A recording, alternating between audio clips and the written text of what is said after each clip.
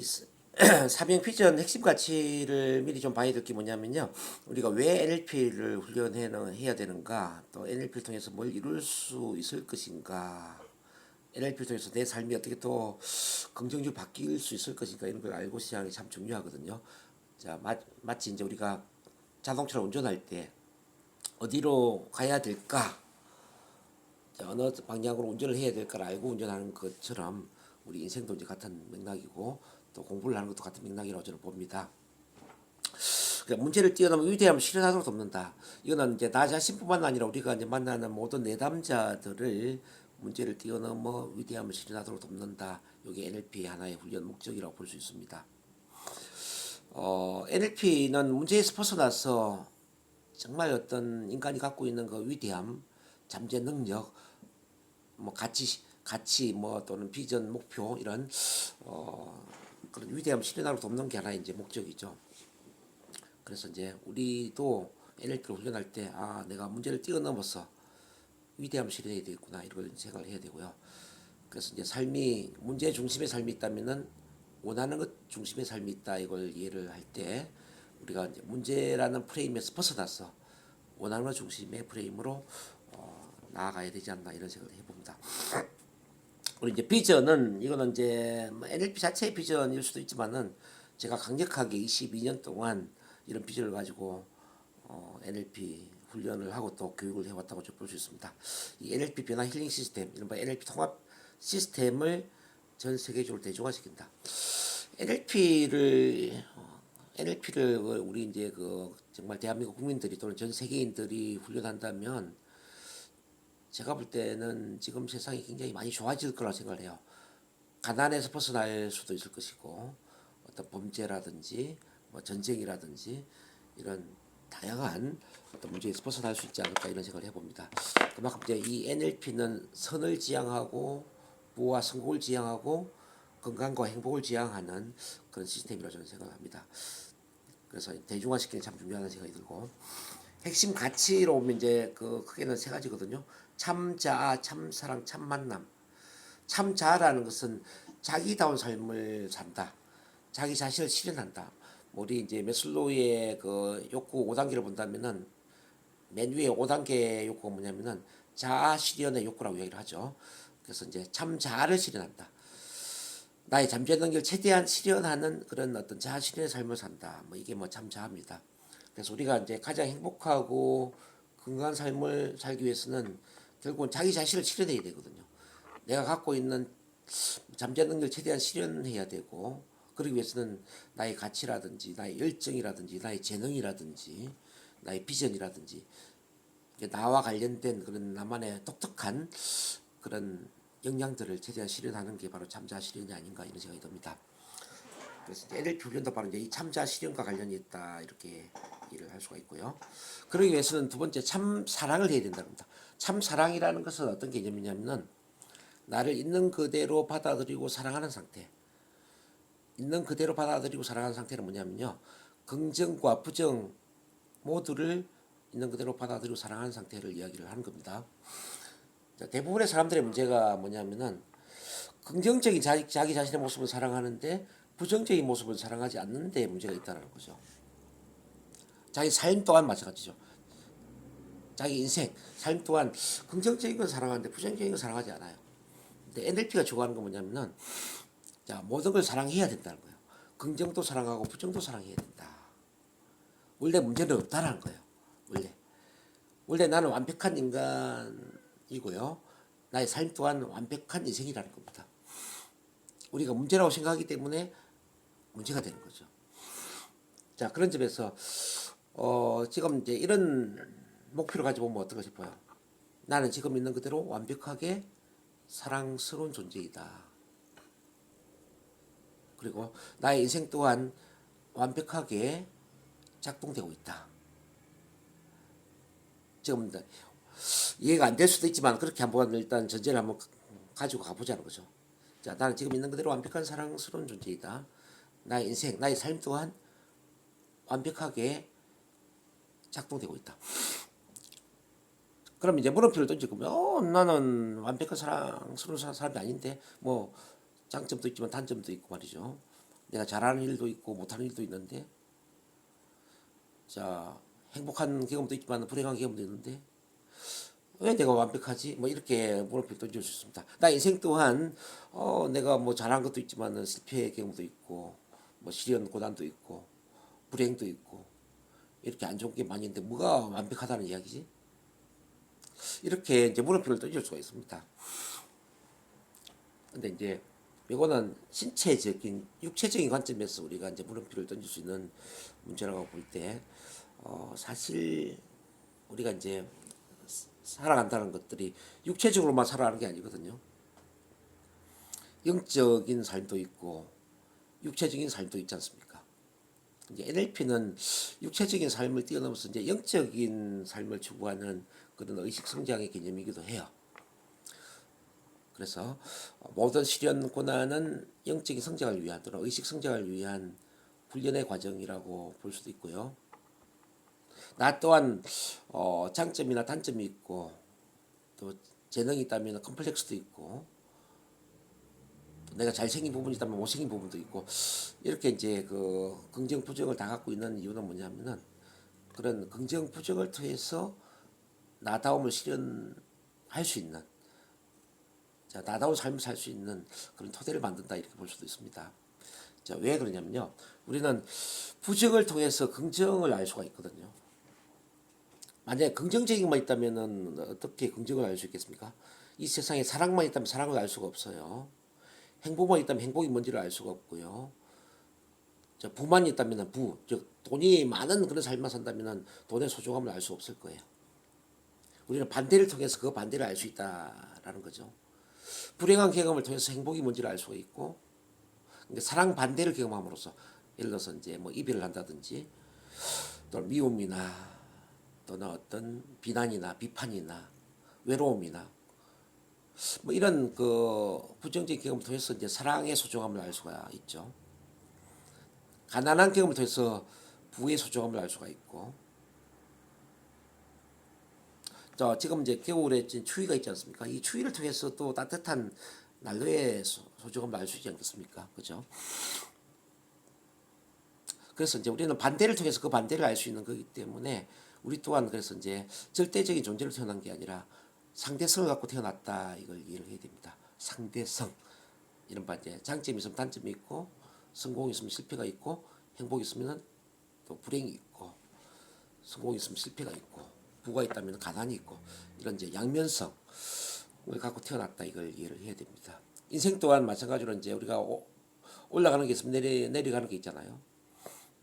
이른바 뭐 일이 잘 되는 시기도 있지만 안 되는 시기도 있고 그렇죠. 자, 인생이라는 게 이제 원래 그런 겁니다. 그 우리 롤러스케이터처럼 올라간 다음에 내려가는 게 있고 그죠. 이게 인생이에요. 이른바 희노애락 뭐 산전수전 땅굴전 뭐 이런 이야기를 하는데 그게 있을 수밖에 없는 게 이런 이제 긍정 부정의 경험이 같이 동반된 그 삶을 통해서 우리는 영적인 성장을 하고 의식의 성장을 하고 자기다움을 실현한다. 이렇게 우리가 이해를 할 때 그 참사랑이라는 걸 다시 정리를 해본다면은 자 우리는 긍정도 사랑해야 되고 부정도 사랑해야 된다는 거예요. 장점도 사랑하고 단점도 사랑해야 된다는 거예요. 성공도 사랑하고 실패도 사랑해야 된다는 겁니다. 행복도 사랑하고 불행도 사랑해야 된다는 겁니다. 이게 이해가 되시나요? 우리 이상현 이사님? 네, 그냥 모든 걸 다 수용하고 받아들여야 된다. 그렇게만 어, 생각이 그렇지. 듭니다. 일단은 아직 이해가 다 안 돼도 괜찮아요. 이해가 안 되더라. 그냥 그런 목표를 갖고 가보자. 자, 일단 전제로 제가 이야기를 하는 겁니다. 이렇게 모든 걸 사랑하자. 그게 이제 참 사랑입니다.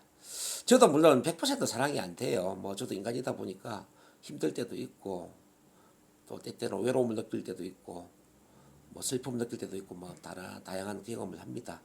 근데 이제 이 머리의 의식은 이 모든 것들을 사랑해야 되는구나 그런 건 저는 알고 있죠. 어쨌든 그 우리 두 분 이사님들도 이제 그런 목표를 가졌으면 좋겠다는 말씀 드리고요. 자 그렇게 우리가 있는 그대로 사랑하기 위해서는 뭐가 필요하냐면 참 만남이 필요한데 첫 만남은 바로 이제 있는 그대로 사랑받는 환경이에요. 인간은 있는 그대로 사랑받아야만 자기를 있는 그대로 사랑할 수 있다는 거예요. 이게 참 중요한 개념입니다. 자, 내가 실수를 했을 때 내 실수를 사랑해 주는 사람이 없다면 내 실수를 사랑할 수가 없어요. 내 단점을 누군가 사랑해 주지 않는다면 내 단점을 사랑할 수가 없다는 이야기입니다. 내 부족함을 누군가 사랑해 주지 않는다면 내 부족함을 사랑하기가 쉽지가 않아요.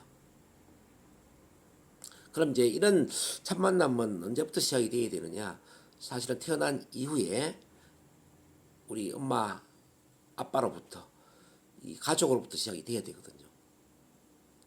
아기는 기저귀에 똥을 싸고 오줌을 싸더라도 사랑을 받아야 되죠. 자, 밥을 먹다 밥을 흘리고 또 손으로 반찬을 만지고 그러다 또 이불에 또 똥을 싸고 오줌을 싸더라도 그 자체를 사랑받아야만 아기는 아, 내가 사랑받는구나 이걸 인식하는 거죠. 근데 이제 이 인간의 오류가 뭐냐면요. 1살, 2살까지는 이렇게 엄마 아빠가 다 사랑해줘요. 기저귀에 똥 싸고 이불에 똥 싸고 오줌 싸더라도 다 사랑을 준다는 얘기죠. 근데 한 3살, 4살쯤 되면 이제 가치의 쫓고나가 일어나는 겁니다. 가치의 쫓고나. 이게 무슨 이야기냐면 부모의 가치를 잘 따를 때는 부모가 사랑을 주는데 부모의 가치에 맞지 않는 행동을 할 때 부모는 사랑을 안 준다는 겁니다. 너 언제 기저귀 뗄래? 너 언제 밥을 흘리지 않고 스스로 밥을 먹을래? 이렇게 이제 부모가 가치를 촉구시킨다는 이야기입니다. 그래서 기저귀를 빨리 떼는 애도 있지만 빨리 못 떼는 애가 있어요. 이를테면은 초등학교 1학년, 2학년 때까지 기저귀를 못 떼는 그런 애들이 있거든요. 걔들의 특징들은 뭐냐면은 부모가 너무 잔소리를 하거나 너무 까다롭거나 부모가 너무 가르치려고 하거나 이 가치를 촉구시킬 때 이 기저귀 떼는 게 힘들다 이 말이죠. 그래서 저한테 상담받는 그 사람들 중에 의외로 이제 교사의 자녀들이나 목사님의 자녀들이 많이 있으세요.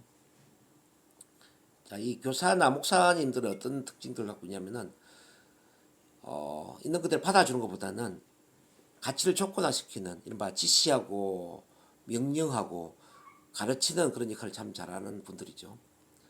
그래서 이제 항상 내 아들은 올바른 행동을 해야 되고 내 아들은 절대 실수하면 안 되고 내 아들은 밖에 나가면 절대 비난이나 비판의 대상이 되면 안 된다. 이런 생각을 갖고 있죠. 그래서 아주 까다롭게 잔소리를 하고 까다롭게 가르치려고 하죠. 그러니까 이제 애들이 그 집에서 주눅이 드는 겁니다. 주눅. 엄마 아빠 앞에서 편안해야 되는데 엄마 아빠 앞에 서면 주눅이 들고 마음 안에 이런 생각이 들죠. 아, 내가 실수하면 안 되는데 또 엄마 아빠 앞에서 내가 무지람 들으면 안 되는데 이런 어떤 강박관념을 갖게 된다는 거죠. 그래서 저는 이제 그 부모 교육을 할 때 이런 이야기를 많이 합니다. 부모의 가장 큰 역할이 뭐라고 생각합니까? 부모의 가장 큰 역할은 절대 가르치는 게 아닙니다.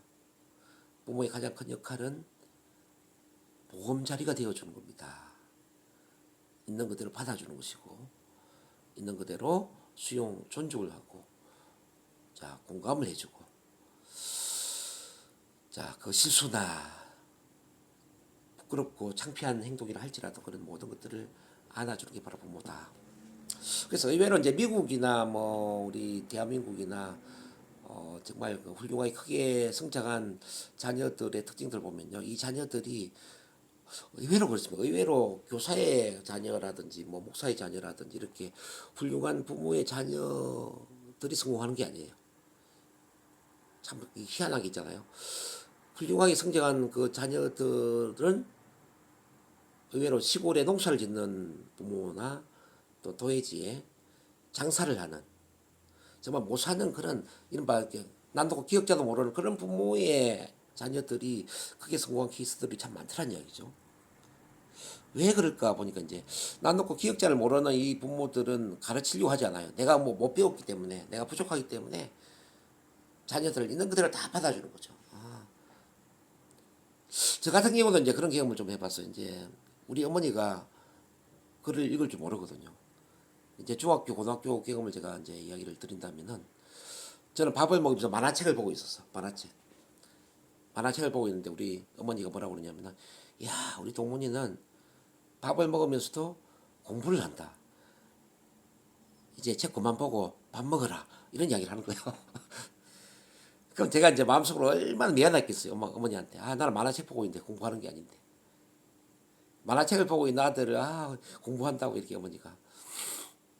그러니까 이제 어머니의 그 어떤 믿음이나 기대를 절대 배신하면 안 되겠다는 생각하게 되고, 그 어머니의 기대에 부응해야 된다. 뭐 이런 쪽으로 공부를 하게 되는 거죠. 최근에 이제 우리 선생님 중에 이제 이재혁 선생님이라는 분이 어제 일요일 와서 훈련을 받고 돌아갔는데, 이분은 이제 2008년부터 저랑 이제 인연이 된 분이에요. 지금 이제 나이가 40대인데 굉장히 인생을 잘 살고 있습니다. 자신감도 넘치고 아주 뭐 당당하고 사회생활 너무 잘하죠. 근데 이제 그분이 이런 이야기를 해요. 제가 이렇게 좀 당당하게 인생을 살아갈 수 있는 힘은 저희 어머니 덕분입니다. 이런 이야기를 해요. 홀 어머니가 자기를 키웠대요. 홀 어머니가. 근데 자기는 중학교 고등학교 때 항상 공부를 꼴찌를 했대. 꼴찌. 학원 가라고 학원비를 주면 그 학원비를 학원에 투자한 게 아니라 컴퓨터 방에 가가지고 이제 PC방에 가가지고 게임을 했다는 게임. 항상 게임을 해서 학원을 다진 적이 없대요. 근데 어머니는 그런 것들을 알면서도 모른 척 했다는 거죠. 꼴찌를 해서 예를 성적표를 가지고 이제 어머니한테 가져가면 어머니가 뭐라고 그러냐면, 그래도 우리 재혁이는 앞으로 잘 될 기다. 우리 재혁이가 그러면은 참 잘 될 기다. 이렇게 이야기했다는 거예요. 한 번도 꾸지람을 한 적이 없었다는 거죠. PC방에 왜 가져갔니? 왜 학원비를 학원에 내지 않고 PC방에서 게임을 했니? 이렇게 꾸지람을 안 했다는 거죠. 그래서 그때는 이제 어머니가 이제 그렇게 모른 척 했지만은 이제 정말 모르는 줄 알았는데, 나중에 어른이 돼서 보니까 아, 어머니가 알면서도 그랬구나. 어머니가 알면서도 어, 학원비를 PC방에 가서 게임했다라는 것들을 알면서도 꾸지람 안 했구나. 그래서 나중에는 이제 반성이 되는 거죠, 반성이. 그래서 이런 어머니한테 절대 실망을 시키면 안 되겠구나. 어쨌든 이 친구가 그래서 이제 20대 이후에 공부도 열심히 하게 되고 또 사회생활 열심히 해서 지금은 뭐 결혼하고 뭐 애도 둘이나 낳았대요. 저는 옛날에 이제 애 하나 낳은 것까지는 제가 알았는데 이번에 보니까 또 둘째까지 낳았다네. 그렇게 인생을 이제 잘 살고 있습니다. 그래서 이제 지금 제가 뭘 이야기하냐면 참 만남이 왜 중요한가를 이야기하는 겁니다. 우리는 이렇게 있는 그대로 사랑을 받아야 된다는 거죠. 부족함도 사랑을 받아야 되고 단점, 뭐 실패, 실수 이 모든 걸 사랑을 받았을 때에 인간은 자기 본인의 삶을 살 수 있다는 거죠. 최소한 한 명 이상으로부터 있는 그대로 사랑을 받지 않다면 인간은 절대로 자기 자신의 삶을 살 수가 없다는 거예요. 그래서 우리 부모의 역할이 이렇게 참 중요하다는 겁니다. 어릴 때부터 이제 우리 부모가 자녀들한테 있는 그대로 사랑을 줘야 된다는 거죠. 근데 이제 우리 부모도 부모 교육을 받지 못하고 부모가 되는 거 아닙니까? 그러니까 이제 3살 이후부터 이제 잔소리를 하게 되고 꾸지람을 하게 되고 부모 가치에 어긋나는 행동을 하면은 계속 지적하게 되고 가르치게 되고 이렇게 해서 이제 결국 애들이 이제 부모 눈치를 보게 되거나 더 나아가서 이제 사회생활을 할 때 다른 사람 눈치를 보게 되고 기가 죽게 되고 주눅이 들고 또 다른 사람들한테 나 자신의 모습을 감추고 가학적인 행동을 하게 된다는 거죠. 이게 문제거든요. 그래서 이제 저 같은 경우를 되돌아보면은 아, 그래 참 정동문이라는 인간이 이렇게 성숙된 그 배경에는 우리 어머니가 있었구나. 우리 어머니가 이렇게 참 만화책을 보면서 밥을 먹을 때 우리 동문이는 밥을 먹으면서도 공부한다 이렇게 믿어줄 정도로 있는 그대로 사랑해주는 어머니가 있었구나. 이걸 제가 알게 되고요. 그리고 이제 저뿐만 아니라 하버드대의 그 100명의 성공한 사람을 이제 연구를 해보니까 이 사람들의 특징들도 이제 비슷해요. 이 100명들이 어떻게 성공했냐 보니까 자, 만 18세 이전에 자기 자신을 있는 그대로 받아주고 사랑해준 그런 부모나 또 그런 스승이나 또 그런 친척이나 그한 명 이상의 수용자 이른바 멘토가 있더란 이야기죠. 그래서 이게 참 있는 그대로 사랑받는 게 참 중요합니다. 근데 제가 그 상담하고 치료를 해보니까요, 저희 센터에 오는 사람들의 99.9%는 어떤 사람들이냐면요, 지금까지 태어난 이후에 한 번도, 단 한 번도 있는 그대로 사랑받은 적이 없는 사람들이에요. 단 한 번도. 항상 꾸지람 듣고 항상 지적당하고 지시, 명령 체계에서 살았더란 얘기죠. 또는 경쟁적인 어떤 삶에서 이렇게 항상 남의 눈치를 보고 살았더란 얘기죠. 그래서 이제 어제 뭐 에릭슨 챔피언 시간에도 제가 말씀을 드렸지만은, 그저께인가요? 에릭슨도 이제 인간 중심의 상담을 하지만 또 칼 로저스라는 사람이 있어요. 칼 로저스라는 사람이 주장하는 게 뭐냐면은, 어, 자, 모든 인간은 자기다운 삶을 살기 위해서 최소한 한 명 이상으로부터 있는 그대로 완전한 사랑을 받아야 한다. 이런 이야기를 합니다. 자, 다시 정리할게요. 인간은 자기 자신의 삶을 살기 위해서, 자기다운 삶을 살기 위해서 최소한 한 명 이상으로부터 있는 그대로 완벽한 사랑을 받아야 된다. 즉 다시 말하면 어떤 실수나 실패나 단점이나 컴플렉스나 부족함, 이 모든 걸 있는 그대로 사랑받을 수 있을 때 인간은 자기 본위의 삶을 살 수 있다라는 거죠. 자, NLP 훈련은 바로 이 전제에서 시작이 된다는 걸 제가 말씀드립니다. 그래서 제가 이제 죽을 때까지 반드시 이루고 싶은 게 뭐냐면은 이 참만남 심리 가족을 만들고 싶은 거죠. 자, 사람을 치유하고 변화시키는 것은 물론 뭐 체면 기법이나 NLP 기법이나 뭐 이런 다양한 심리 치료 기법도 중요하겠지만은 더 중요한 게 뭐냐면은 바로 만남이라는 거예요. 인간은 사랑이 깃든 만남을 통해서 가장 큰 치유가 되고 가장 큰 변화가 된다는 겁니다. 이 사랑이 깃든 만남은 그 어떤 보약보다도 강력한 힘을 발휘한다는 거죠. 이 사랑이 깃든 만남은 모든 상처와 아픔을 치유할 수가 있고요. 이 사랑이 깃든 만남은 모든 인간을 가장 위대하게 성장시키고 그 인간을 위대한 삶을 살 수 있도록 돕게 된다. 요거는 제가 볼 땐 정말 그는 진리이자 이거는 죽을 때까지 추구해야 되는 그런 우리의 사명이 되어야 된다고 봅니다. 그래서 정동문 교수가 왜 위대하냐 묻는다면은 저는 감히 이렇게 말씀드리고 싶어요. 정동문 교수가 왜 위대하냐? 머리가 똑똑한 것도 아니고요. 가장 잘 가르치는 것도 아니고 가장 잘 치유하고 상담하는 것도 아니다. 근데 이 세상에 그 누구도 하지 않는 그 참만남 심리 가족을 만들어 가고 있다는 뜻이죠. 저를 가르치는 설기문 교수라든지 참 많은 위대한 스승들이 있지만 그분들은 감히 참만남 심리 가족을 만들지는 않아요. 단지 돈벌이 수단으로 NLP를 가르치고 체면을 가르치고 또 심리 상담을 하기는 하죠. 정말 인간 중심의 그 사랑이 있던 그 만남 환경을 만들지는 않더란 얘기죠. 그래서 저는 그런 자부심이 있습니다. 나는 물론 뭐 제가 하는 일을 통해서 돈도 벌어야 되겠지만은 난 돈 이상의 사명을 실현하고 있구나. 이 참만남 심리 가족이라는 대단한 문화를 만들고 있구나. 그런 자부심을 제가 항상 갖고 있습니다. 그래서 두 분 우리 이사님들도 저와 함께 어차피 인연이 되었고 또 이 NLP 체면을 통해서 치유의 전문가가 되기를 원하지 않습니까? 그러면 제가 주창하는 어떤 철학, 이 사상을 같이 좀 이해를 했으면 좋겠어요. 그래서 이 치유 변화에서 가장 중요한 것은 바로 사랑이라는 것, 사랑이 깃든 만남, 이른바 참만남 심리 가족이라는 걸 말씀드리고 싶고요.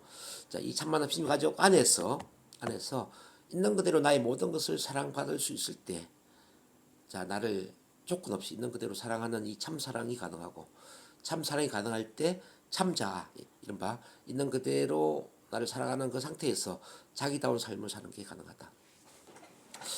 자, 자기다운 삶을 한 가지만 더 덧붙인다면은 제가 자주 비유를 하는 건데, 보리밭에 나면 보리가 되지 않습니까? 그렇죠? 근데 보리가 배추밭에 나면 어떻게 될까요? 보리가 배추밭에 난다면은 잡초가 되는 겁니다. 보리는 보리밭에 나야 됩니다. 우리 인생도 그렇거든요. 우리 인생도 내가 나야 될 그 자리에 내가 피어나면은 나다운 삶이 될 수 있지만은 나의 자리가 아니라 남의 자리에서 피어난다면은 잡초 같은 인생이 되는 거죠. 그래서 잡초 같은 인생을 살 것인가, 나다운 삶을 살 것인가, 이걸 생각을 해볼 필요가 있습니다. 그리고 또 두 번째 한 가지를 더 이야기 드린다면은, 나다운 삶이라는 것은 한 송이 꽃을 피우는 삶이다, 이렇게 볼 수가 있는데, 꽃을 우리가 본다면은, 가을에 피는 국화꽃이 봄에 피는 개나리나 진달래를 부러워하고 시기하고 질투하고 경쟁을 하진 않죠. 개나리나 진달래는 봄에 피어나면 되는 거잖아요. 국화는 가을에 피어나면 되는 겁니다. 국화는 가을에 피어나기 때문에 봄에 피어난 개나리 진달래를 전혀 신경 쓰지 않습니다. 우리 인생도 마찬가지거든요. 우리 주변에 친구들이나 뭐 또는 가족들이나 또 친척들이나 나보다 먼저 피어난 사람들이 많이 있을 수 있거든요. 나는 인생이 잘 안 풀리는데 저 친구는 왜 이렇게 잘 풀리지? 나는 돈이 없는데 저 친구들은 왜 돈이 많지?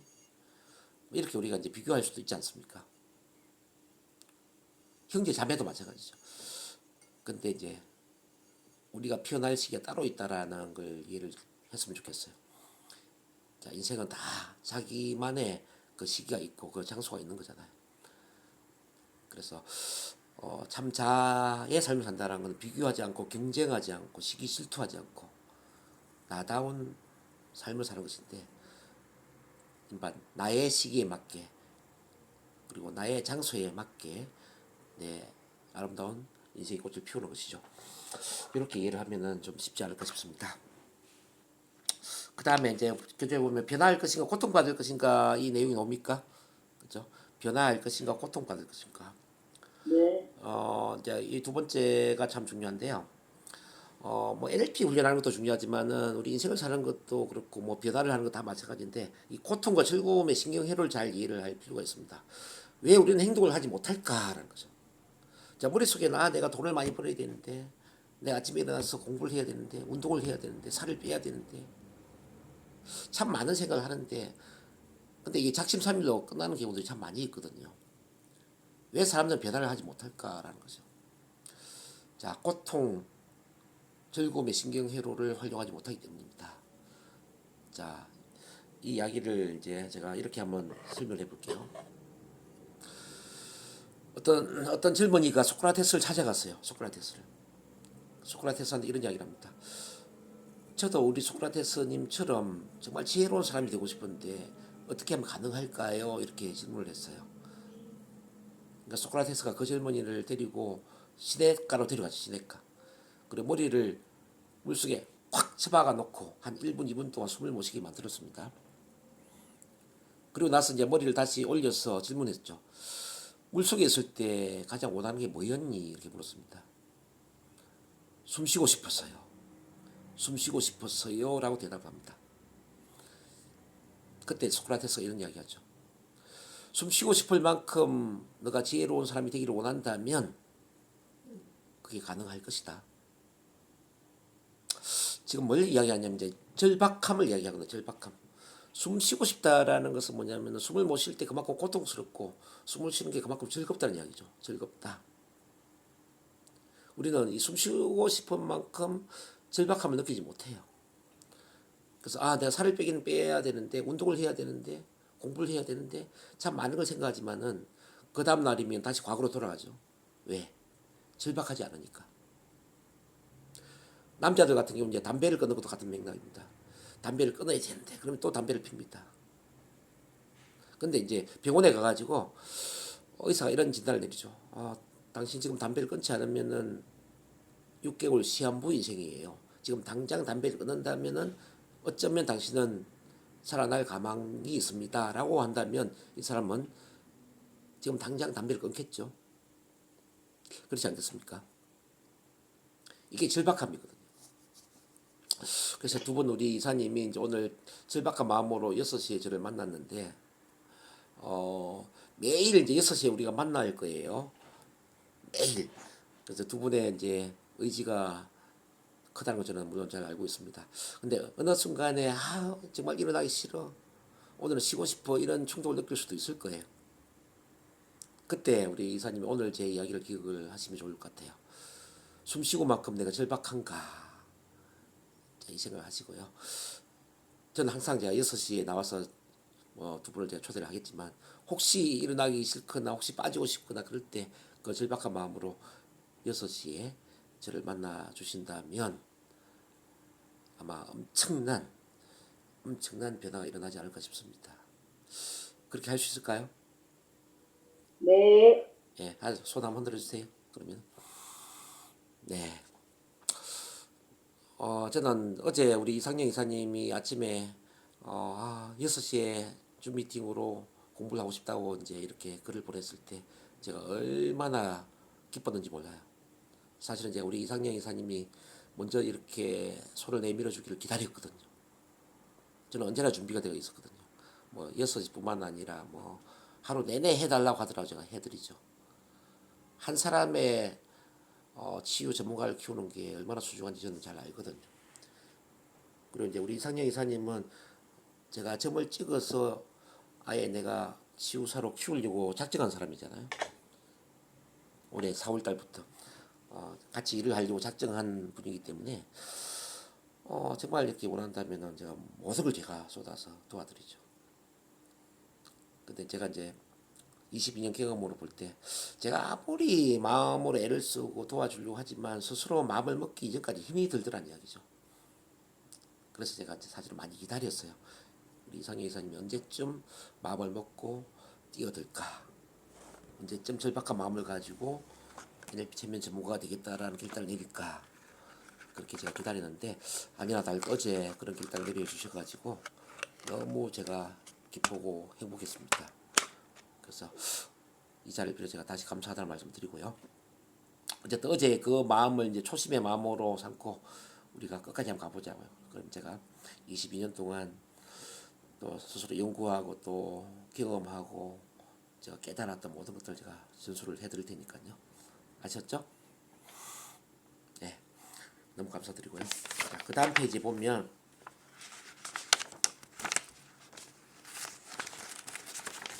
NLP 통합 변화 시스템 이걸 이제 같이 좀 보겠는데요. NLP 통합 변화 시스템 1단계 NLP 첫 만남 훈련, 2단계 NLP 체면 심리치료, 3단계 NLP 마음성형 자기사랑, 4단계 NLP 스피치 커뮤니케이션 이렇게 쭉 넣을 겁니다.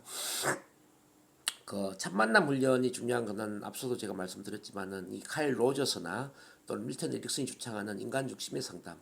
인간은 사랑을 받았을 때 있는 그대로 온전히 사랑을 받았을 때 자기다운 삶을 살 수 있다. 이제 그 차원에서 첫 만남 참 중요하다는 말씀을 다시 드립니다. 그럼 이 첫 만남은 크게는 뭐냐면 세 가지로 구성이 되는데 우선은 무조건적인 수용과 존중을 받아야 된다는 거죠. 무조건적인 수용과 존중. 인간은 있는 그대로 수용되고 존중을 받을 때 그때 마음이 편안해집니다. 일반 나의 실수 실패조차도 나의 단점조차도 나의 부족함조차도 누군가가 받아주고 존중해 줄 때 그때 마음이 편안해지고 마음이 열린다는 뜻이죠. 마음이 열린다는 것은 라포가 형성이 된다는 이야기죠. 근데 누군가 내 실수를 지적하고 내 부족함을 계속 지적하고 비난하고 비판하고 무시하고 가르치려고 한다면 우리는 마음이 열리기보다는 닫히게 되겠죠. 마음의 경직성 이런 이제 부담감을 안게 되는 겁니다. 그래서 이제 우리는 수용 존중해 주는 사람이 필요한 거죠. 수용. 그래서 너무 올바른 행동을 하는 옳은 인생을 사는 게 썩 좋은 건 아니에요. 인간은 실수도 좀 해야 되고요.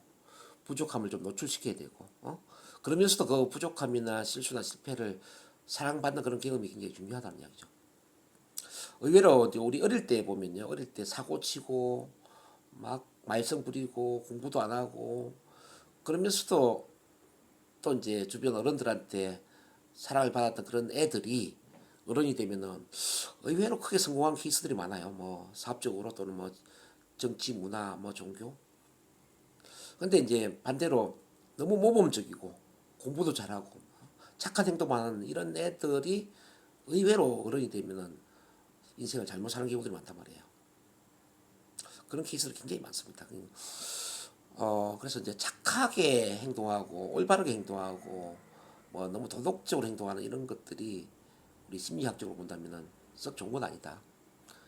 자, 착하고 도덕적이고 올바르다는 이야기는 뭐냐면은 어떤 한쪽에 나 자신을 감추고 각색을 하고 억압을 한다는 이야기예요. 억압. 억압을 한다는 이야기는 웅덩이에 물이 고인다는 거예요. 웅덩이에 물이 고이면 어떻게 될까요? 웅덩이에 물이 계속 고이다 보면 물이 썩어버리겠죠? 그렇지 않습니까? 우리 인간도 마찬가지죠. 우리 인간도 자, 착한 행동도 하고 좀 나쁜 행동도 하고 다양한 행동을 좀 해봐야 돼요. 희노애락과 관련된 모든 감정도 느껴봐야 되고요. 예? 자, 기쁨, 슬픔, 즐거움, 고통, 응? 이 모든 희노애락과 관련된 행동을 해봐야 된다는 이야기죠.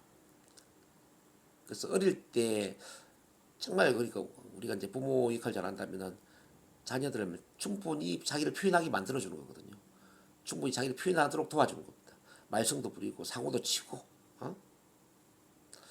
자 싸움도 해보고 코피도 터져보고 사실 이렇게 키우는 게 우리 부모로서 가장 중요한 역할이 아닌가 하는 생각을 해봅니다. 근데 너무 착하게 행동을 하다 보니까요, 우리의 이제 긍정적인 부분들은 많이 이제 노출되겠지만 부정적인 것들이 억압이 되는 거죠. 근데 이 부정적인 것들이 어릴 때는 억압이 돼서 감춰져 있다가 나중에 어른이 되면은 그대로 다시 노출이 되는데, 마치 이제 남자들 같은 경우는 평소에는 아주 착한 행동을 하다가 술을 마시면은 막 폭력적인 행동을 한다든지 막 울고 소리 지르고 노래 부르고 막 이렇게 이제 술주정 부리는 경우도 참 많이 있지 않습니까? 이게 뭐냐면은 이제 억압된 행동들이 노출되는 거거든요. 이제 뭐 남자뿐만 여자들도 마찬가지죠. 그래서 뭔가를 표현하지 못한다라는 것은 우리 마음 안에 억압이 된다는 것이고, 억압이 된다는 것은 응어리가 되고 한이 되고 화병이 되고 심리적으로 문제가 된다는 걸 의미합니다. 그래서 이제 우리가 심리 상담을 할 때도 같은 맥락인데, 우리를 만나는 모든 사람들이 모든 걸 표현할 수 있도록 도와줘야 돼요. 자, 기쁨도 표현하고 슬픔도 표현하고 뭐 고통, 뭐 시련, 고난, 뭐 기쁨, 즐거움 모든 걸 표현할 수 있도록 도와주는 그 환경을 만들어줘야 되는데, 막 그게 이제 뭐냐면 무조건적인 수용과 존중입니다. 그 두 번째는 뭐냐면 이제 공감적 이해. 우리는 그 마음을 알아줘야 된다는 거죠. 어떤 이야기를 하든지 간에 그 사람 마음을 알아주면서 편을 들어준다. 편 들어준다. 이게 어떤 의미인지 이해하시죠? 저는 극단적으로 이런 이야기합니다. 밖에서 누군가를 죽이고 들어왔어요. 살인을 했어요. 살인을 하고 온 그 사람한테 당신이 왜 살인했어? 이렇게 묻지 않는 겁니다. 당신이 사람을 죽인 데는 그럴 만한 이유가 있을 거예요. 이렇게 우리는 이제 이야기를 해야 된다는 거죠. 자, 도둑질을 했어요. 그러면은 너 왜 도둑질 했어요? 가르치지 않는다는 거죠. 당신이 도둑질을 한 데는 그럴 만한 이유가 있을 거예요. 그래도 나는 당신 편입니다. 자, 이 이야기가 뭐냐면은 우리가 상담을 할 때는 심판관의 잣대를 내려놓는다는 이야기예요. 심판관. 우리는 판사가 될 필요가 없고 교사가 될 필요가 없고 목사님이 될 필요가 없어요. 우리 심리적으로 그 사람 편을 들어주고 그 사람과 똑같은 마음이 돼줘야 돼요. 선과 악을 구분할 필요가 없어. 선한 행동을 했건 악한 행동을 했건 우리는 지적할 필요가 없어요. 자, 무조건적으로 그 사람 편이 되어서 그 사람 마음을 알아주는 공감을 해야 된다는 거죠. 그래도 나는 당신 편입니다. 당신이 최악의 행동을 했다 하더라도 나는 당신 편입니다, 이거예요. 자, 이렇게 우리가 최악의 행동을 했는데도 불구하고 내 편을 들어주는 사람이 있다면 우리 마음이 어떨까요, 여러분? 마음이 불편할까요, 편안할까요? 편안하겠죠. 편안하겠죠. 우리가 그 역할을 해야 된다는 거죠. 그러면 이제 세 번째가 이제 진정성이라는 게 가능한데, 진정성 또는 일치성. 자, 이런 문화가 되면은 이제 모든 사람은 자기 마음을 열고 자기 모든 아픔 상처를 드러내게 됩니다. 뭐 창피한 이야기 다 드러내게 됩니다. 살아온 모든 이야기를 드러내고 이야기를 하게 되죠. 자, 내 모든 걸 받아주는데, 내 모든 마음을 알아주는데 굳이 나를 감출 이유가 없지 않습니까? 이렇게 나를 표현한다는 이야기는 뭐냐면요, 웅덩이에 고여있는 물이 드디어 흐르기 시작합니다. 물이 흐르기 시작하면 물은 어떻게 되죠? 물은 깨끗해집니다. 물은 정화가 된다, 이거 정화. 물이 정화되는 방법은 물을 흐르게 하는 거예요. 흐르는 물은 오염되지 않습니다, 여러분. 자, 우리 마음도 마찬가지입니다. 마음을 흐르게 만들어야 돼요. 고여 있는 마음은 썩어버리고 정신병이 되지만은 마음이 흐르게 되면은 마음은 절대 썩지 않습니다. 흐르는 마음은 흐르는 물처럼 깨끗하게 정화가 된다 이 말이에요. 그래서 우리가 심리 상담을 할 때 반드시 마음을 흐르게 만들어 줘야 돼요. 자, 그러기 위해서는 나 스스로 마음을 흐르게 해야 돼요. 우리가 심리 상담을 할 때 중요한 것은 나 스스로 진정성 있게 대화를 해야 됩니다. 가식적으로 가에 의해서 상담을 해서는 아무 의미가 없다라는 거죠.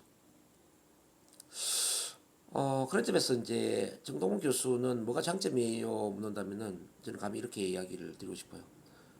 저는 진정성이 있는 사람입니다. 저는 절대 저를 각색하지 않습니다. 저는 저를 있는 그대로 표현하고요. 있는 그대로 저 자신을 보여줄 수 있습니다. 제가 능력이 좀 부족할 수도 있고 기술이 좀 부족할 수는 있지만 인간적으로 본다면 저는 있는 그대로 저를 드러내는 사람이기 때문에 이 진정성에 있어서는 저만한 사람이 없을 것 같아요. 저는 이렇게 이야기할 수 있을 것 같아요.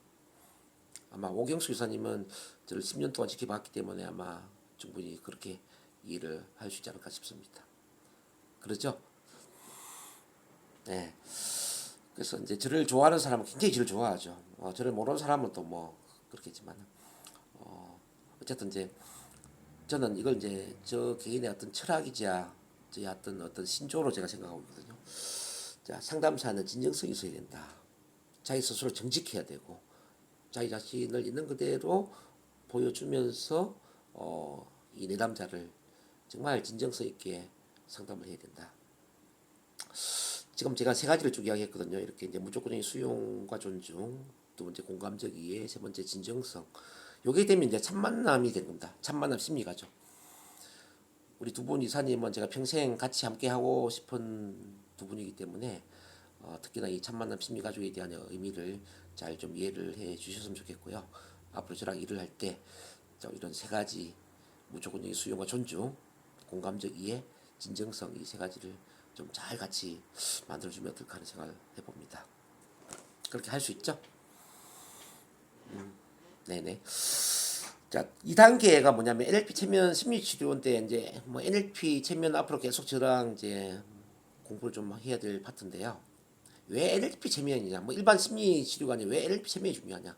심리치료에 보면은 뭐 프로이트와 관련된 여러 심리치료 기법도 있고 뭐 음악치료, 미술치료, 뭐 심지어는 웃음치료, 뭐 우리 이상희 이사님 하고 있는 이런 또 시니어 힐링 참 많은 것들이 있지 않습니까?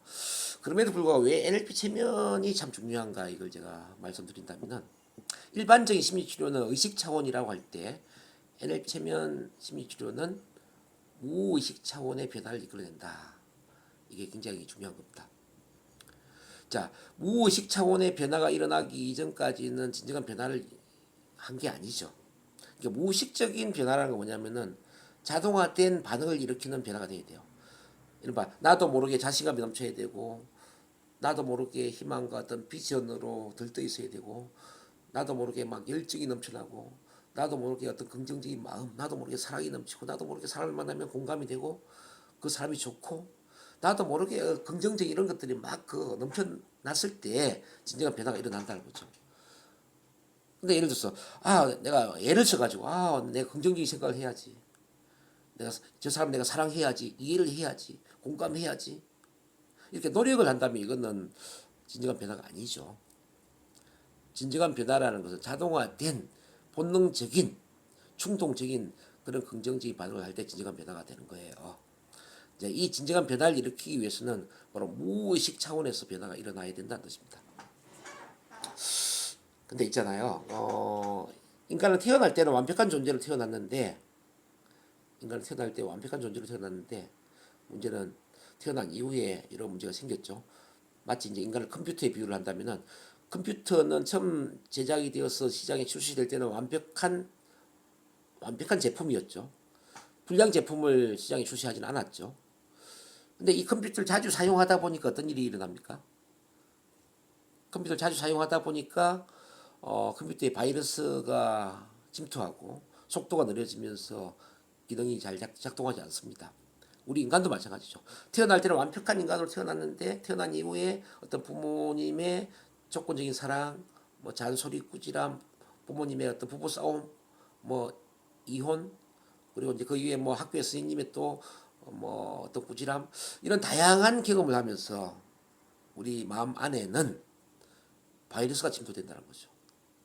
이제 이 바이러스는 다른 말로 한다면 실패 프로그램이라고 비교할 수 있는데, 뭐 우울증, 불안증, 대인공포증, 뭐 히키코모리, 공황장애, 분노조절장애, 불면증, 다양한 증증증이라고 하는 그 정신적인 문제를 갖게 되는 게 바로 이제 우리 실패 프로그램이라고 볼 수 있습니다. 자, 이 실패 프로그램은 의식 차원이 아니라 무의식 차원의 패턴화되어 있는 게 문제라는 거죠. 그래서 이제 이거는 바꾸는 게 쉽지 않거든요. 그래서 이걸 이제 우리가 이제 대부분 어디로 갑니까? 신경정신과로 가지 않습니까? 정신과 병원에 가면은 의사들은 당연히 약을 줄 수밖에 없죠. 왜냐면 하루에 내방하는 그 환자들이 뭐 수십 명이 되는데 그 수십 명을 한 시간, 두 시간 어떻게 상담을 합니까? 그래서 이제 한 5분, 10분 그냥 잠깐 이야기 나누면서 약을 처방하는 게 의사로서는 가장 편안하고 가장 쉽게 돈을 버는 비결이죠. 그래서 우울증도 병원에 가면 약을 주죠. 불면증도 약을 주죠. 뭐 조현병, 비니, 뭐 정신분열, 뭐 분노조절 장애, 어? 모든 그 정신적인 병은 약물 치료를 할 수밖에 없는 겁니다. 근데 뭐 두 분도 이해를 하시겠지만은 약을 먹을 때는 좋지만 약을 안 먹으면 또 과거로 돌아가게 되고요. 자, 그리고 이제 약을 계속 먹다 보면은 약에 중독이 되지 않습니까? 약물 의존증, 약물 중독증이 되죠. 그래서 저한테 한 10년 이상 약을 복용하다가 이 약물에 이제 중독돼서 오는 경우들이 참 많이 있습니다. 이제 이분들은 처음에는 약을 하나를 먹다가, 그 다음에 두 알을 먹다가, 그 다음에 세 알을 먹고, 한 10년 되다 보니까 뭐 아침, 점심, 저녁 하루에 세 번 약을 먹어야 되는 그런 이제 약에 중독된 경우도 참 많이 있습니다. 그 제가 이제 그렇게 약을 끊게도 이제 많이 해드리고 있는데, 어쨌든 이제 병원은 더 이상 치료센터가 아니라는 걸 아셔야 됩니다. 더 이상 병원은 치료센터가 아니라 병원은 그냥 약을 처방해주고 돈을 버는 그런 이익 집단이다. 쉽게 보면 그렇게 이해를 할 수가 있어요. 그래서 이제 미국에는 이미 이제 병원의 의사들이 자기 가족들 병원에 절대 보내지 않습니다. 병원 의사들이 자기 가족들이 아프면 어디로 보내냐면요. 저와 같은 이런 뭐 체면 전문가나 NLP 전문가나 대체 의학 전문가들한테 가족을 보낸다는 이야기예요. 의사들도 이제 그 진실을 알죠. 병원은 더 이상 치료를 하는 센터가 아니라는 걸 알죠. 이렇게 본다면 이제 우리 NLP 체면 치료가 얼마나 앞으로 유망한가, 얼마나 이 세상에 사람들한테 큰 도움을 줄 수 있는 중요한 대체 의학의 한 분야인가, 이걸 제가 말씀드릴 수 있습니다. 어쨌든 다시 이제 본론으로 돌아와서 이제 NLP 체면은 무의식적인 차원의 치료를 하기 때문에 약물 치료라든지 뭐 일반적인 뭐 일단 심리상담센터에서 치료가 되지 않는 것들이 다 치료가 될 수 있다는 걸 이제 말씀드리고요. 왜 이게 가능하냐면은 뭐 제가 에릭슨 체면 시간에도 말씀드렸지만은 이 NLP 체면은 트랜스의 힘을 활용합니다. 트랜스. 그러니까 트랜스는 고도로 이완되고 집중되고 몰입된 상태를 트랜스라고 이야기하죠. 고도로 이완되고 집중되고 몰입된 상태. 이 고도로 이완되고 집중되고 몰입된 상태가 되면은 무의식과 소통이 돼요. 무의식의 문이 열리면서 무의식의 패턴을 바꿀 수가 있다는 거죠. 그런 점에서 이제 NLP 체면을 활용해서 제대로 치료를 하면은 한두 번만에 뭐 공황장애라든지 불면증이라든지 뭐 우울증이라든지 대인공포증 이런 것들이 치료가 될 수 있다는 거죠. 그래서 제가 이제 이렇게 비유를 해요. 일반 심리 상담이 서울에서 부산까지 걸어서 가는 효과다. 걸어서 가는 효과라면 NLP나 체면을 하려고 한다면은 서울에서 부산까지 비행기를 가는 효과와 비슷하다. 비행기. 자, 여러분, 서울에서 부산까지 걸어서 간다면 한 달이 걸리죠. 한 달. 근데 NLP 체면을 통해서 이제 우리가 치료를 한다면은 비행기를 타고 가는 비행기. 비행기는 한 시간 만에 가버려요. 한 시간. 일반 심리 상담 센터에서 한 달 동안 시간이 걸려도 치료가 잘 안 되는 게 한 시간 만에 치료가 될 수 있다는 얘기죠. 이렇게 이제 강력한 힘을 갖고 있는 게 바로 NLP 체면 심리 상담이라는 말씀을 드립니다. 그래서 지금 이제 우리 이상영 이사님이 그 시니어 힐링 쪽에 이제 전문가로 일을 하고 계신데, 저는 시니어 쪽에 이 NLP 세면이 통합이 된다면은 얼마나 큰 비전이 있을까 생각을 해봅니다. 이제 왜 그러냐면요, 60대, 70대 이후에 그 어르신들 같은 경우는 정신적인 문제가 일반적인 사람보다 훨씬 더 많거든요. 뭐 외롭고 고독하고, 그러면서 또 어떤 상실감, 그럼 우울증에, 불면증에, 뭐 제가 아는 분도 불면증으로 시달리는 분이 굉장히 많이 있습니다. 불면증. 자, 이런 정신적인 문제를 갖고 있는 그 어르신들이 제가 볼 때는 3명 중에 한 2명은 해당된다고 봅니다. 젊은 사람들이 3명 중에 1명이 정신적인 문제가 있다면은 어르신들 같은 경우는 3명 중에 2명이 정신적인 문제를 갖고 있죠. 근데 이제 이 어르신들의 문제를 해결할 수 있는 방법이 없어요. 굳이 한다면 병원에 가서 약을 먹는 것밖에 없다는 말이죠. 근데 이걸 만약에 우리 이상현 이사님이 지금처럼 웃음 치료를 하면서 만약 NLP 치료나 체면 치료를 같이 병행을 한다면 생각을 해본다면 이거는 어마어마한 효과가 오죠. 자, 예를 들어서 1시간 지금 시니어 힐링 강의를 하면서 자 잠깐 체면이나 NLP 소개하면서 여러분들 중에 혹시 우울증이 있는 분, 불면증으로 잠을 못 주무시는 분, 또는 어떤 분노 조절 장애로 감정 통제가 안 되는 분이 계시다면 제가 체면 치료나 NLP 치료를 또 하기 때문에 개인적으로 연락을 주시면 제가 개인적으로 도와드릴 수 있습니다. 라고 해서 내 강의를 들었던 20명 중에 한두 명만 NLP 치료를 받고 체면 치료를 받는다면 이게 얼마나 큰 효과가 나겠어요. 그러면 이제 우리 이상희 회사님이 이제 한쪽에는 또 지금처럼 이제 시니어 힐링 강의를 하고 또 한쪽에서는 NLP 체면 치료 전문가로서 우리 어르신들을 상담하고 치료를 하는 그 역할을 했을 때 수입적으로 보더라도 이거는 엄청난 뭐 수입의 이제 효과가 있거든요. 왜냐하면 한 사람 여기서 교재에서 말씀하시는 부분은 NLP는 한마디로 말해서 언어를 긍정적으로 말하는 게 NLP잖아요. 아닌가요? 아니요, NLP는 긍정적으로 말하는 것만 NLP가 아니라 NLP는 마음의 사용법, 마음을 다루는 기법이고요. 두 번째는 그러니까 다른 사, 네. 어, 마음을 다루는 비법이라는 게 네, 마음을 움직이려면 말을 해야 되는 거잖아요. 자, 죄송해요. 자, 그러면 이게 네, 뭐 마음을 다루는 비법이 NLP라고 하면 마음을 다루는 데 있어서 말을 해서 그 언어를 그 사람에게 계속 긍정적인 언어를 그러니까 만들어지는 게 NLP고 체면이라고 말씀하시는 부분은 이렇게 눈을 감고 레지던 해가지고 하면서 진짜 긍정적인 언어를 심어줘가지고 파트를 돌아와서 이제 이 NLP 체면은 그래서 무의식적인 패턴을 바꾸기 때문에 굉장히 유용하다라는 말씀드리고요. 근데 3단계에 NLP 마음성이 자기사랑, 이 자기사랑이라는 게 왜 중요하냐? 자, 자기를 사랑하는 힘은 우리 삶에서 뭐 어떤 마음의 평화를 이루고 뭐 신체적인 건강을 또 이루고 그다음에 좋은 인간관계를 만들고 또 더 많은 성공을 이루는 그 원동력의 가장 밑바탕에 있는 게 바로 자기 사랑이거든요. 자기를 사랑하지 못하기 때문에 우리 마음의 병이 생기고 또 신체의 병이 생긴다 이렇게 볼 수가 있습니다. 그래서 이 자기 사랑이라는 것은 우리 이제 어떤 내면의 토양이라 볼 수 있거든요. 내면의 토양. 마치 이제 숲의 토양이 기름지면 나무가 잘 자라지 않습니까? 숲의 토양이 메말라 버리면 나무가 못 자라죠.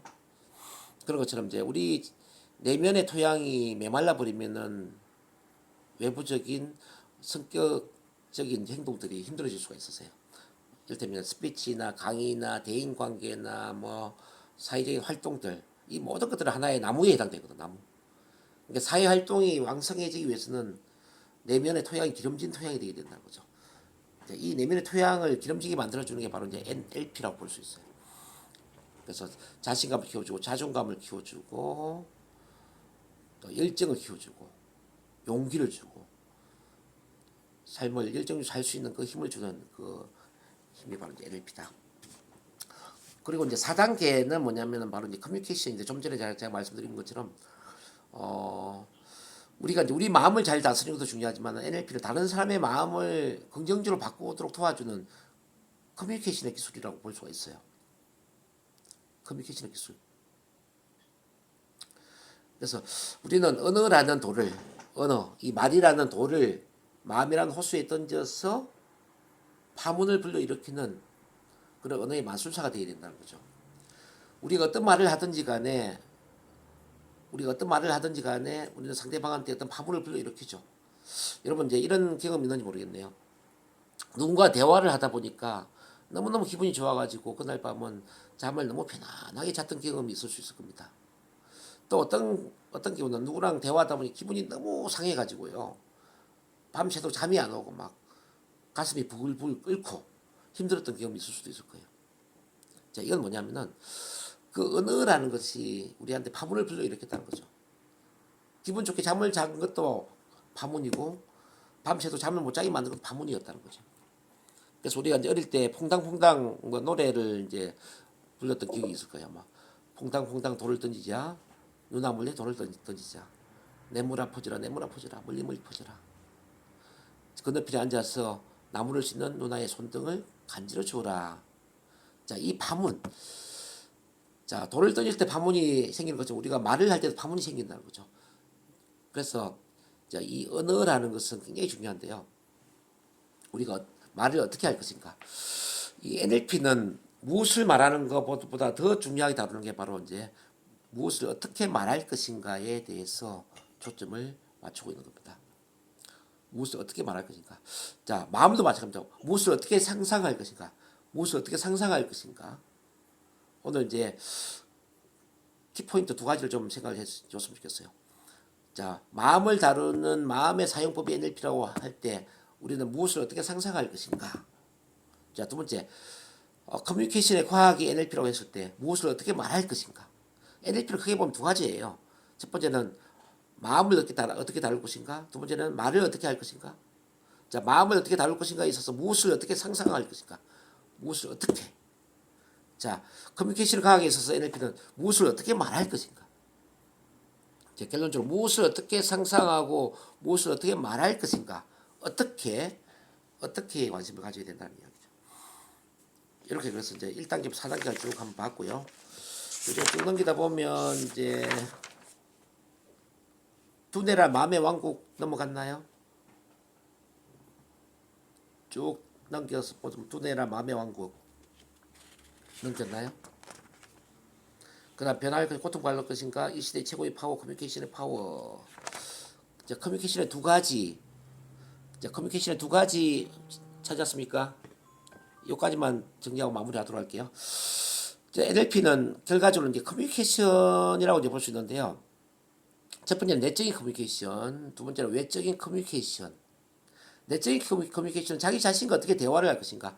쉽게 말해서 마음속으로 무엇을 보고 무엇을 말하고 무엇을 느낄 것인가를 이야기하는 것이고, 두 번째는 외적인 커뮤니케이션이 NLP라고 볼 수 있습니다. 외부 세계에 어떻게 대화를 할 것인가. 그럼 이제 이 내적인 커뮤니케이션은 쉽게 말하면은 어떻게 이야기할 수 있냐? 바로 오감을 가지고 오감이라는 것은 시각, 청각, 신체감각, 후각, 미각 이 오감을 가지고 어떻게 상상할 것인가. 이게 바로 내적인 커뮤니케이션이에요. 자, 어떻게 이미지를 그리고 어떻게 소리를 듣고 어떻게 느끼고 어떻게 냄새를 맡고 어떻게 맛을 볼 것인가. 이게 내적인 커뮤니케이션이에요. 그리고 외적인 커뮤니케이션은 다른 사람과 어떻게 대화를 할 것인가. 자, 이 메르비안이라는 사람이 연구를 해보니까 말의 내용은 단지 7% 영향을 준다면은 음성 소리가 38% 영향을 주고 신체 언어가 55% 영향을 주고 있다는 이야기죠. 자, 말 내용에 해당되는 7%와 음성의 38%와 55% 신체 언어를 어떻게 활용할 것인가. 이게 외적인 커뮤니케이션이죠. 다시 내적인 커뮤니케이션 돌아와서 이제 이걸 오감을 어떻게 활용하느냐. 이거는 다음 시간에 제가 자세하게 다루어 드리겠지만은 오감을 사용하는데 우리는 두 가지 개념이 있어요. 연합을 하는 것과 분리를 하는 게 있어. 이제 연합은 뭐냐면은 감정이입을 해서 몰입을 하고 영화의 주인공인 것처럼 그 감정을 강하게 느끼면서 상상하는 걸 바로 이제 연합이라고 이야기를 합니다. 그리고 두 번째 이제 불기라는 건 뭐냐면은 제3자의 입장에서 강 건너 불 구경하는 것처럼 감정을 완전히 배제하고 남의 일처럼 상상하는 게 바로 이제 불기입니다. 자, 우리의 경험을 이제 기억을 한다면은 10년 전의 일이 어제처럼 생생하게 떠오르는 기억도 있을 거예요. 근데 10년 전의 일이 내용은 있지만은 전혀 느낌이 없는 기억도 있을 거예요. 그렇지 않나요? 자, 느낌이 강하게 남아있는 기억도 있지만 느낌이 없는 기억도 있을 거다 이 말이에요. 느낌이 있는 기억을 연합, 느낌이 없는 기억을 이제 분리라고 보는 거죠. 그러면 이제 일반적인 사람들이 마음이 힘든 이유는 뭐냐면은 부정적인 것에 연합이 되어 있다는 거죠. 뭐 예를 들어서 초등학교 5학년 때 많은 사람들 앞에서 긴장되고 떨었던 그 창피한 경험을 지금도 창피한 어떤 느낌을 가지고 기억을 하고 있다는 거지. 근데 이제 성공적인 사람들은 9번 실패 경험을 하고 단 한 번 성공적인 경험을 했을 때 9번의 실패 경험은 분리를 시켜서 전혀 느낌이 없게 상상하는 거예요. 근데 단 한 번의 성공적인 경험을 아주 생생하게 리얼하게 그 주인공처럼 상상을 해서 자신감을 키우더라는 이야기죠. 근데 반대로 실패하는 사람들은 어떤 사람들이냐면 10번 중에 9번은 좋은 경험이고 한 번은 안 좋은 경험인데 9번 좋은 경험을 분리를 시켜가지고 전혀 느낌이 없는 쪽으로 대수롭지 않게 생각하고 단 한 번에 힘들었던 경험에 집착을 하고 몰입을 해가지고 그 10년, 20년 전에 그 힘들었던 것을 지금도 고스란히 힘들게 느끼더라는 이야기죠. 자, 우리 NLP는 뭐냐면요. 이렇게 힘든 경험에 연합되어 있는 사람을 분리를 시켜서 힘든 경험에서 벗어나게 만들어주고요. 좋은 경험에 분리되어 있는 사람들을 좋은 경험에 연합하게 만들어서 좋은 느낌을 강하게 키워주는 거예요. 이렇게 되면 마음이 어떻게 될까요? 마음이 탁월한 상태로 바뀌겠죠. 그래서 마음을 탁월하게 만드는, 자, 탁월한 마음을 만드는 마음의 사용법이 바로 NLP다. 이렇게 볼 수가 있습니다.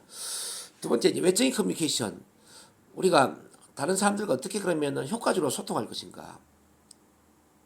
자, 우리가 아무리 좋은 의도를 갖고 있다 하더라도 상대방이 부정적인 반응을 보인다면은 그것은 내 책임이다. 이런 이야기를 합니다. 이 NLP로 본다면은 의도보다는 반응이 더 중요하다는 이야기죠. 자, 상대방이 부정적인 반응을 한다는 이야기는, 즉 저항이나 거절을 한다는 이야기는 라포가 결핍되어 있거나 민감성이나 융통성이 부족해서 자기만의 방식으로 커뮤니케이션 했다라는 걸 의미하죠. 그래서 우리는 상대방을 설득시키고 좋은 반응을 이끌어내는데 모든 커뮤니케이션의 책임을 갖고 있는 겁니다. 그런 점에서 이제 사람들과 소통할 때는 정말 진정성 있는 관심과 사랑을 가져야 되고, 그러면서 정말 나 입장이 아니라 상대방 입장에서 관찰하고 이해를 해야 돼. 이해. 저 사람이 어떤 사람인가, 어떤 스타일인가, 어떻게 대화를 해야 될까. 그 사람을 충분히 이해를 하면서 그 사람한테 충분히 맞춰야 돼요. 충분히 맞추기를 한다면 어떻게 되죠? 맞추기, 페이싱을 한다면은 마음이 열리죠. 즉 라포가 형성이 된다는 거죠. 라포가 형성된 상태에서 리딩, 이끌기를 한다면 자연스럽게 우리가 원하는 결과를 만들죠. 그래서 이제 이건 자세한 것은 다음에 또 이야기를 하겠지만은 진정시는 관심과 사랑을 갖고 그 상대방을 충분히 이해를 하면서 관찰을 하고 충분히 맞추고 그러면서 라포가 형성이 되어서 이끌기를 할 때 원하는 결과가 나온다. 이게 이제 기본적인 외적인 커뮤니케이션 방식입니다. 우리 상담할 때도 이제 당연히 그렇게 해야 되죠. 그래서 상담에서 실패는 절대 있을 수 없습니다. 자기만의 방식으로 상담하는 사람이 있을 뿐이죠. 교육에 있어서 강의에 있어서도 절대 실패는 있으면 안 되죠. 자기만의 방식으로 강의하는 사람이 있을 뿐이죠. 그래서 우리가 청중한테 내담자한테 충분히 맞추어서 청중한테 맞는 방식으로 강의를 하고 상담을 했을 때 좋은 반응이 나올 수 있다는 거죠. 일단 여기까지 쭉 이야기하다 보니 1시간 반 정도 지났는데 오늘 첫 시간에 어떻게 좀 도움이 됐는지 모르겠습니다. 자, 잠깐 나누기를 하고 마무리 좀 해야 되겠습니다. 그죠? 또 두 분 또 출근하셔야 되니까.